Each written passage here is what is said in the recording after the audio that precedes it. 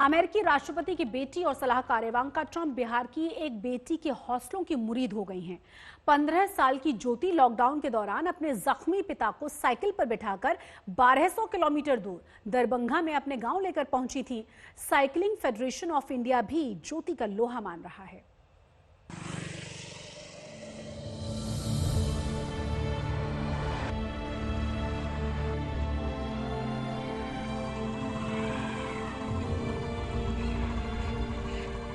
डूबती उम्मीद और हर तरफ दिखते अंधेरे के माहौल में एक फैसला लेते वक्त 15 साल की ज्योति ने सोचा भी नहीं होगा कि यही फैसला उसे देश तो क्या दुनिया भर में शोहरत दिलाने वाला है।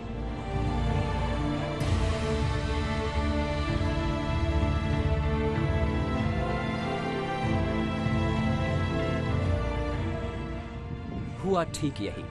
लॉकडाउन के दौरान गुरुग्राम से पिता को साइकिल पर बिठाकर बिहार के दरभंगा में अपने घर लौटी ज्योति के फैसले को पूरे देश ने तो सराहा ही, अमेरिकी राष्ट्रपति डोनाल्ड ट्रंप की बेटी और सलाहकार इवांका ट्रंप को भी जब ज्योति की कहानी पता चली तो वो उसकी हिम्मत की दाद दिए बिना नहीं रह सकी।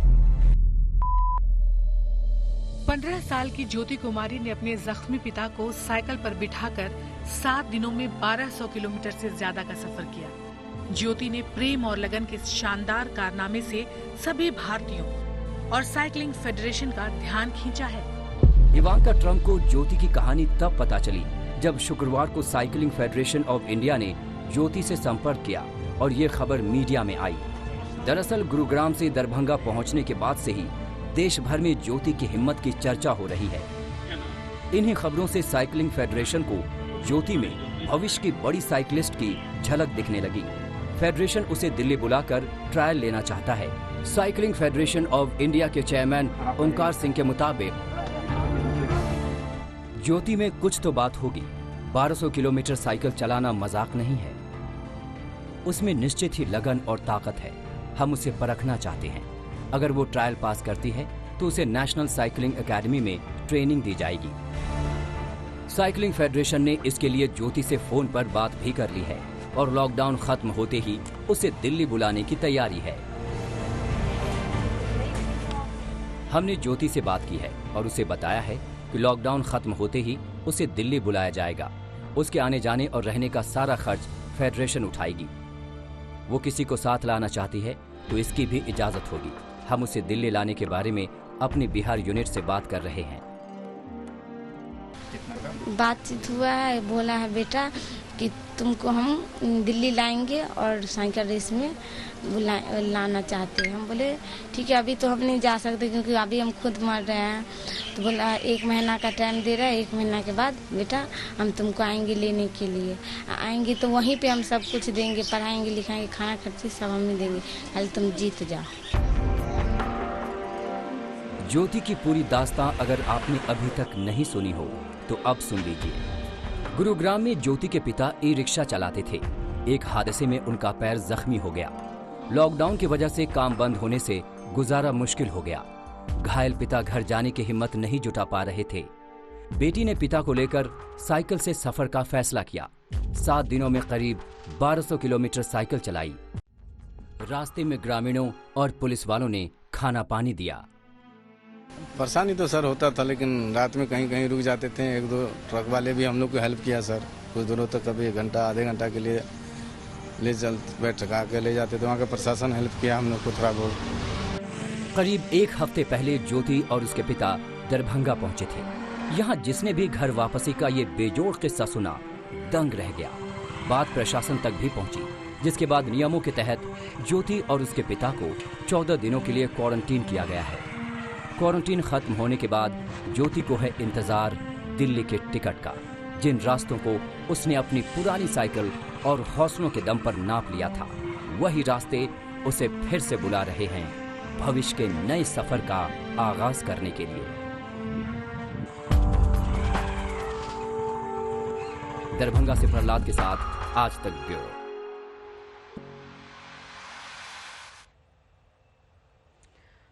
तो अब हम बात करेंगे कि किस तरीके से दूसरे राज्यों से आ रहे प्रवासी मजदूरों को यूपी में बड़ा सहारा मिल रहा है। योगी सरकार ने मजदूरों को सही सलामत घर पहुंचाने के लिए इंतजाम तो किए ही हैं, कई जगहों पर आपको बच्चों को खेलने के लिए खिलौने भी मिल जाएंगे, क्योंकि अलग अलग जगहों पर तैयारियां की गई हैं और प्रशासन की तरफ से तमाम तैयारियों के बाद कहा गया है कि बच्चे परेशान ना हो, इस बात के तो इंतजाम हैं ही, साथ ही साथ बच्चों के खेलने के लिए खिलौनों के भी इंतजाम है। सैकड़ों किलोमीटर के सफर में जाने कैसी कैसी दुश्वारियां झेल कर आई ये मासूम एक पल में सब कुछ भूल गई। खिलौने, बिस्किट, चॉकलेट मिलते ही मानो इसे दुनिया की सारी खुशियां मिल गईं। चेहरे पर छाई बड़ी सी मुस्कान बता रही है कि पिछला सब कुछ भूलकर ये इसी पल के इत्मीनान में मगन है।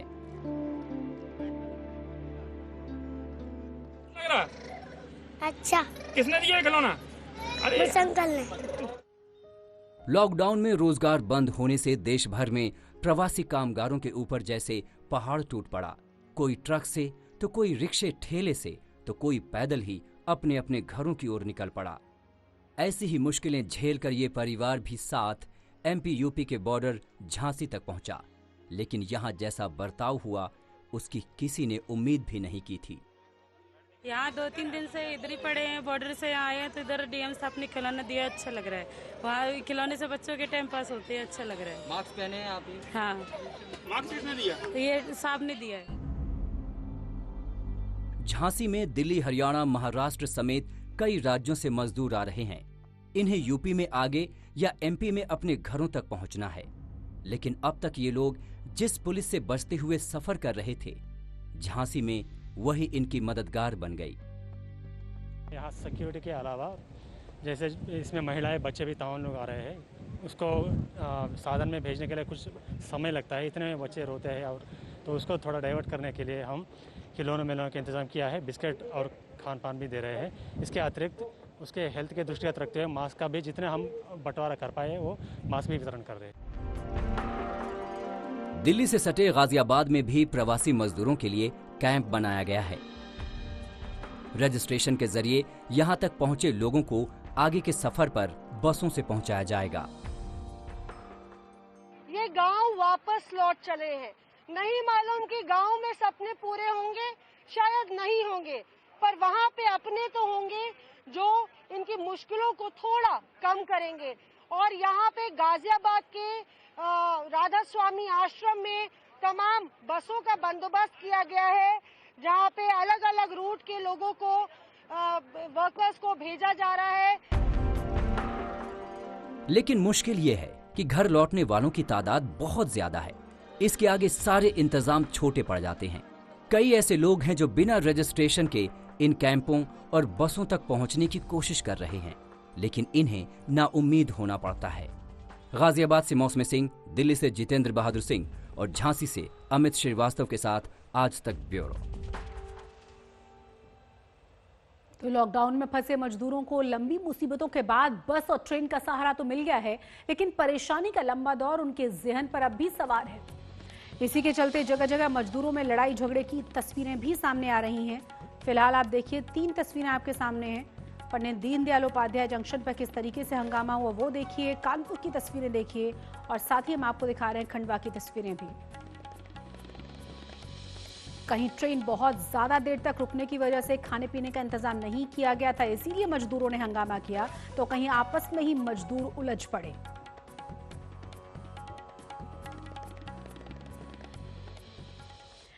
बात करेंगे पाकिस्तान की। पाकिस्तान में हुए भीषण विमान हादसे में अब तक 56 लोगों की मौत की पुष्टि हो चुकी है, लेकिन इस हादसे में विमान में सवार 2 लोग हैरत अंगेज रूप से सही सलामत बचकर निकल आए।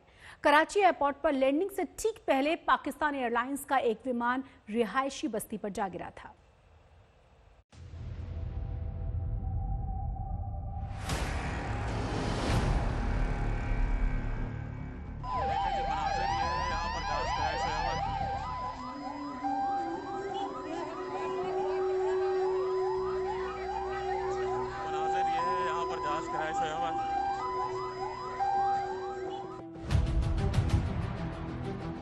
यकीन करना मुश्किल है कि इस खौफनाक हादसे में कोई जिंदा भी बच सकता है।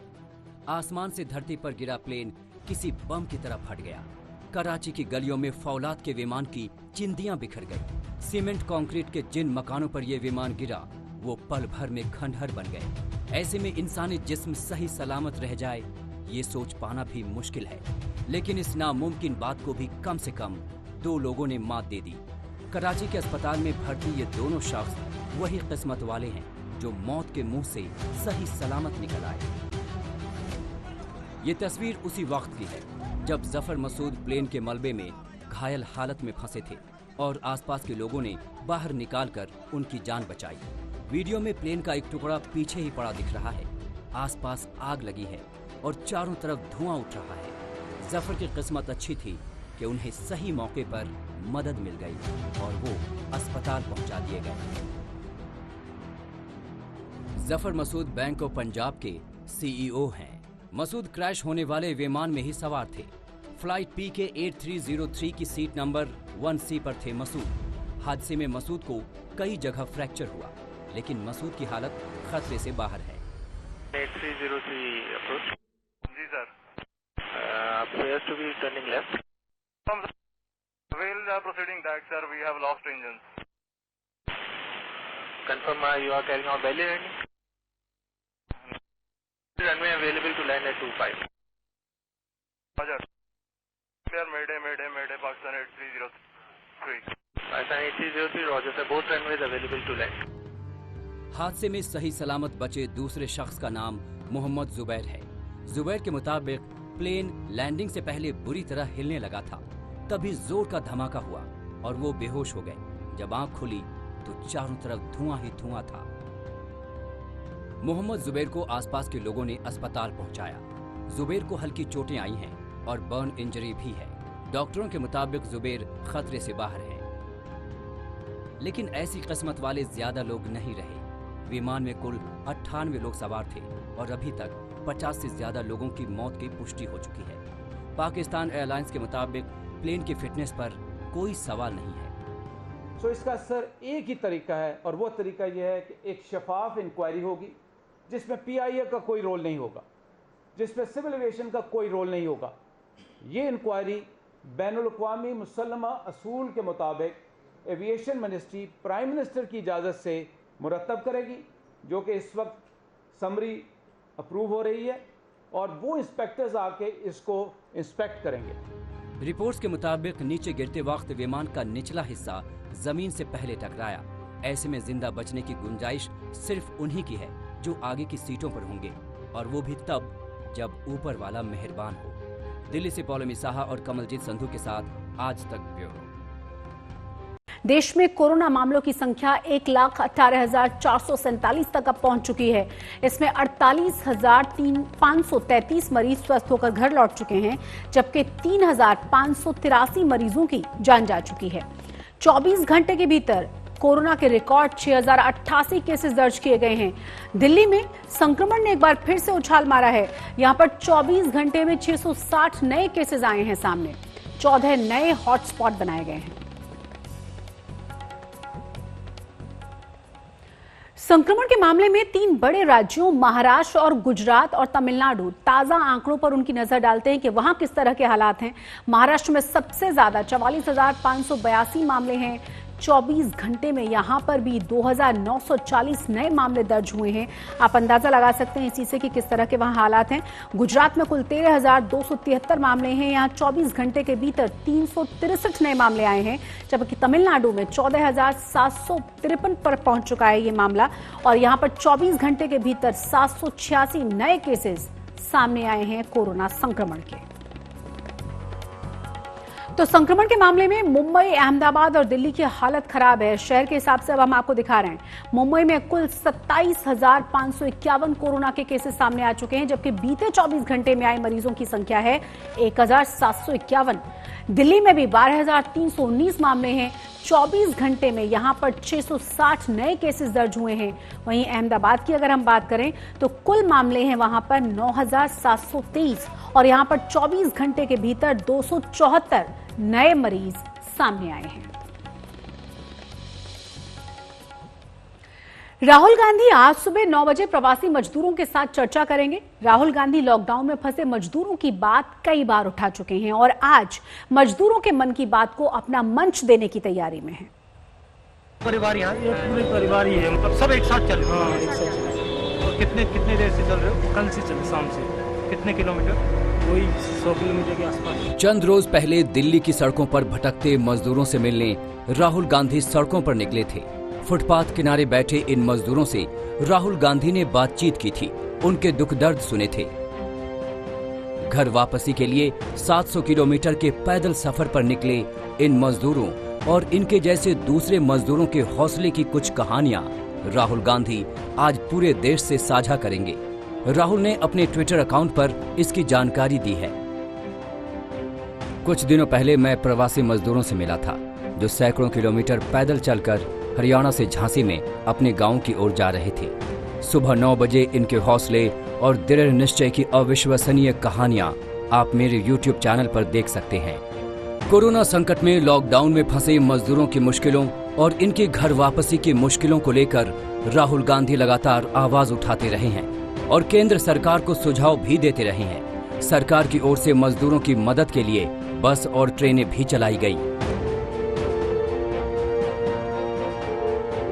लेकिन प्रवासी मजदूरों की तादाद के आगे फिलहाल सारे इंतजाम कम दिख रहे हैं। सड़कों पर मजदूरों की बेबसी की तस्वीरें अब भी दिखाई दे रही हैं। परिवार यहाँ पूरे परिवार ही है, मतलब सब एक साथ चल रहे हैं। एक साथ। और कितने देर से चल रहे हो? कल से चल, शाम से। कितने किलोमीटर? वही 100 किलोमीटर के आसपास। मदद करो, मदद करो, हम लोगों को मां मत लौटाना। इसी बेबसी को राहुल अपनी आवाज देकर ऊपर तक सुनाना चाहते हैं। ये बात और है कि ऊपर वाले इसका क्या मतलब निकालते हैं। कांग्रेस पार्टी बोलते हैं ये ड्रामाबाज हर दिन। मैं अभी उन्हीं के शब्दों को उपयोग करना चाहती हूं। ड्रामाबाज है। कल जो हुआ माइग्रेंट को उनके रास्ते पे चलते हुए बगल में बैठ करके बातचीत करने का, वो समय है क्या? वो ड्रामाबाज नहीं है क्या? राहुल इससे पहले भी वीडियो कॉन्फ्रेंसिंग के जरिए अपनी पार्टी के लोगों, पत्रकारों और जानी मानी हस्तियों से कोरोना संकट, लॉकडाउन और अर्थव्यवस्था पर रायशुमारी कर चुके हैं। अब की बार वो कोरोना संकट का सबसे बड़ा शिकार बने प्रवासी मजदूरों से रूबरू होंगे। दिल्ली से आनंद कुमार के साथ आज तक ब्यूरो। लॉकडाउन के इस भयानक माहौल में भी सियासत अपने चरम पर है। यूपीए अध्यक्ष सोनिया गांधी ने मोदी सरकार के खिलाफ विपक्षी दलों को एकजुट करने की कोशिश की। उन्होंने वीडियो कॉन्फ्रेंसिंग के जरिए कई विपक्षी दलों से बात की और मोदी सरकार पर करारे निशाने साधे। कोरोना के इस संकट काल में विपक्ष को एकजुट करके सरकार के विरुद्ध यूपीए अध्यक्ष सोनिया गांधी ने हल्ला बोला है। सोनिया गांधी ने वीडियो कॉन्फ्रेंसिंग के जरिए विपक्षी दलों की बैठक की। इस बैठक में विपक्ष के कई बड़े चेहरे शामिल हुए। इनमें एनसीपी अध्यक्ष शरद पवार, सीताराम येचुरी, तेजस्वी यादव, स्टालिन और संजय राउत जैसे नेता अपने अपने दलों का प्रतिनिधित्व कर रहे थे। गैर बीजेपी राज्यों के कई मुख्यमंत्री भी बैठक का हिस्सा रहे, मगर हैरानी की बात यह है कि इस बैठक में एसपी, बीएसपी और आम आदमी पार्टी ने हिस्सा नहीं लिया। हालांकि आम आदमी पार्टी की ओर से कहा गया कि उन्हें इस बैठक में बुलाया ही नहीं गया था। ऐसी किसी मीटिंग की ना आम आदमी पार्टी को सूचना है और ना ही हम लोग ऐसे मीटिंग में शामिल हो रहे हैं। बैठक में सोनिया गांधी ने सरकार पर करारे वार किए। कोरोना को 21 दिन में खत्म करने का पीएम का दावा धराशायी हुआ। सरकार के पास लॉकडाउन को लेकर कोई प्लान नहीं था। सरकार के पास कोरोना संकट से बाहर निकलने की कोई नीति नहीं थी। लगातार लॉकडाउन का कोई फायदा नहीं हुआ, नतीजे खराब ही निकले। कोरोना टेस्ट और पीपीई किट के मोर्चे पर भी सरकार विफल रही। अर्थव्यवस्था चरमरा गई। लॉकडाउन के नाम पर क्रूर मजाक हुआ। सारी शक्तियां पीएमओ के पास हैं। वो कर्मचारी और कंपनियों के हितों की सुरक्षा करें। जीडीपी की ग्रोथ न सिर्फ ये कि जीरो होने वाली है, बल्कि निगेटिव में जाने वाली है। आज हम सब कोरोना से लड़ाई लड़ रहे हैं, लेकिन इससे भी ज्यादा मुश्किल वक्त आर्थिक स्थिति के खराब होने के बाद आएगा। कांग्रेस के कदम से बीजेपी नेता और मोदी सरकार के मंत्री तिलमिला गए। उन्होंने पलटवार किया। संकट के समाधान का समय है, सियासी घमासान का समय नहीं है। कांग्रेस को हमारी बिना मांगी सलाह यही है, या उनके कुछ साथियों को, कि वो संकट के समाधान का हिस्सा बने, सियासी व्यवधान का हिस्सा न बने। मतलब साफ है, ना तो कोरोना संक्रमण की रफ्तार कम हो रही है और ना ही सियासी दिग्गजों की वार पलटवार वाली सियासत कम हो रही है। दिल्ली से हिमांशु मिश्रा के साथ आज तक ब्यूरो। मुश्किलें जब भी आती हैं, दिल के इरादों को आजमाती जरूर हैं। जिनके इरादे फौलादी और हौसले आसमानी होते हैं, वो मुश्किलों को जीतने का मौका नहीं छोड़ते। प्रधानमंत्री नरेंद्र मोदी ने भी कोरोना में इसको कर दिखाया है। माना जाता है कि अगर लॉकडाउन का फैसला सही समय पर नहीं लिया गया होता तो आज कोरोना के मामले इतने ज्यादा हो गए होते कि हालात को संभालना मुश्किल होता। आज रात 12 बजे से संपूर्ण देश में संपूर्ण लॉकडाउन होने जा रहा है।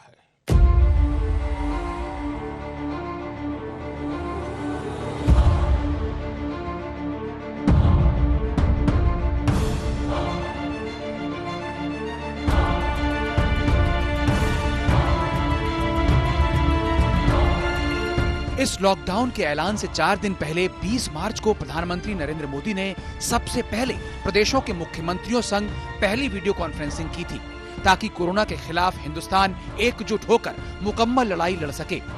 लेकिन जिस ममता की गुहार और पुकार पर प्रधानमंत्री अम्फान से हुई तबाही को देखने बंगाल पहुंच गए, उस ममता को कोरोना के मामले में प्रधानमंत्री की पहल में राजनीति नजर आई। उन्होंने तो यहाँ तक आरोप लगा दिया कि केंद्र भेदभाव करता है। দেখুন, প্রধানমন্ত্রী যখন বলেছিলেন 20 লক্ষ কোটি টাকার প্যাকেজ করা হচ্ছে, আমরা একটা আশান্বিত হয়েছিলাম।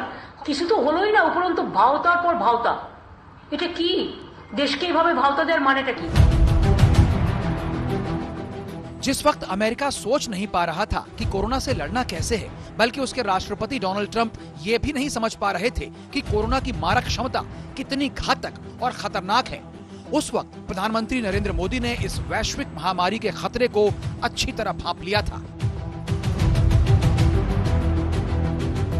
इसीलिए सरकार ने 13 मार्च को कोरोना वायरस को स्वास्थ्य के लिए एक बड़ा खतरा बता दिया था। प्रधानमंत्री मोदी उसी दिन से इस समस्या के समाधान में जुट गए। लॉकडाउन जैसा कठोर और बड़ा फैसला लेने से पहले एक दिन के लिए जनता कर्फ्यू लगाया, ताकि समझ में आ जाए कि लोग इस बीमारी को कितनी गंभीरता से ले रहे हैं। और फिर 24 मार्च को तब लॉकडाउन का ऐलान कर दिया, जबकि भारत में इसके केस बहुत मामूली थे। जबकि उससे कहीं ज्यादा विकराल स्थिति के बावजूद अमेरिका और ब्रिटेन जैसे देश सोच भी नहीं पा रहे थे कि करना क्या है। अमेरिका चीन को कोसने में लगा था और प्रधानमंत्री मोदी अपने देश को एकजुट करके कोरोना से लड़ने में। जनता कर्फ्यू यानी जनता के लिए, जनता द्वारा खुद पर लगाया गया कर्फ्यू। जिस वक्त सारे देशों के नेता अपने देश में लगे हुए थे, प्रधानमंत्री मोदी ने वैश्विक महामारी पर एक वैश्विक दृष्टिकोण दिखाया। उस लॉकडाउन के निर्णायक फैसले से पहले प्रधानमंत्री मोदी ने सार्क देशों के साथ बात की और अपनी तरफ से मदद की पेशकश की। उनके मानवीय पक्ष की दूसरी तस्वीर तब उभरी जब उन्होंने पाकिस्तान और चीन ही नहीं, बल्कि ब्राजील, अमेरिका और श्रीलंका जैसे पड़ोसी देशों को दवाइयां और दूसरी सेवाएं प्रदान की। ऐसे ही नहीं, श्रीलंका से लेकर अमेरिका के राष्ट्रपति तक प्रधानमंत्री मोदी की शख्सियत का लोहा मानते हैं। India has been so great, and as you know, your Prime Minister has been a very good friend of mine. I just got back a short while ago from India recently, and we're working very much with India too, and we have a tremendous Indian population in the United States, and many of the people that you're talking about are working on the vaccine too. Great scientists and researchers. मुसीबत आ ही जाए तो प्रधानमंत्री मोदी उसके हर पहलू पर बड़े गौर से विचार करते हैं।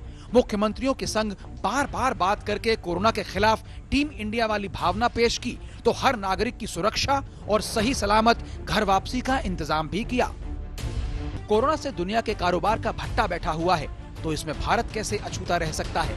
लेकिन कोरोना से लड़ने के लिए आर्थिक पैकेज देने में प्रधानमंत्री ने कोई कोताही नहीं बरती। एक झटके में इतना बड़ा पैकेज दे दिया जो देश की जीडीपी का 10वां हिस्सा है। 20 लाख करोड़ रुपए का एक पैकेज 2020 में देश की विकास यात्रा को 20 लाख 2020 में आत्मनिर्भर भारत अभियान को एक नई गति देगा।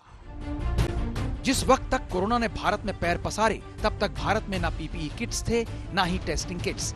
लेकिन आज भारत इतना आत्मनिर्भर हो गया है कि अपने दम पर दोनों चीजें न सिर्फ बना रहा है, बल्कि दूसरे देशों की मदद भी कर रहा है।